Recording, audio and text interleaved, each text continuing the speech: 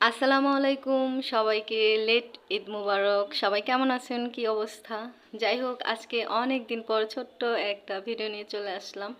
আমি কিন্তু অনেক অনেক অর্ডারে জামা বানাই, তবে সুন্দরভাবে ভিডিও করতে পারি না, সময়ের কারণে হোক, মানে কোনোভাবেই করতে পারি না। তো আজকে রাফামণিকে বললাম তুমি একটা ভিডিও করে দাও, সে তো একদমই রাজি না। তবে তাকে আমি বললাম তুমি যদি আজকে আমাকে একটা ছোট্ট ভিডিও করে না দাও, তাহলে তোমাকে আমি আর সুন্দর জামা বানাই দিব না।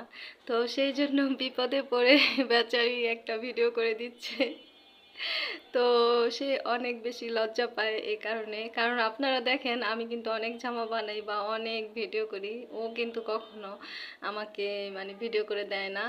আর আমি মানে যত জামা বানাই সেখানে রাফামনির জন্য তো একটা জামা থাকবে, কিন্তু সে কখনোই ভিডিও করে দেয় না। তো আজকে আমি কোনো রকম বুঝাই শুনে তাকে বলছি যে আমাকে যেন একটা ছোট্ট ভিডিও করে দেয়, তাহলে তাকে আমি সবসময় জামা বানাই দিব। তো যাই হোক, সবাই কেমন আছেন, কি অবস্থা?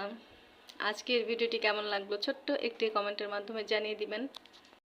আজকে রাফামনির পরনে যে ড্রেসটি দেখছেন, এই ড্রেসগুলো মোটামুটি অনেকগুলো অর্ডার পেয়েছি। বাচ্চাদের 11টা আর বড়দের হচ্ছে 4-5টা।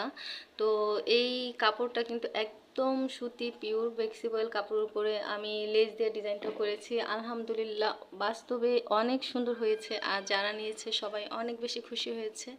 তো রাফামণি তো ওইভাবে দেখাতে পারছে না। যাই হোক, রাফামণি এখন নিজের থেকে বলছে আম্মু একটু ওড়নাটা ভালো করে দেখিয়ে দেই, তাই সে ওড়নাটা দেখিয়ে দিচ্ছে। আজকের মতো এখানে বিদায়, আল্লাহ হাফেজ।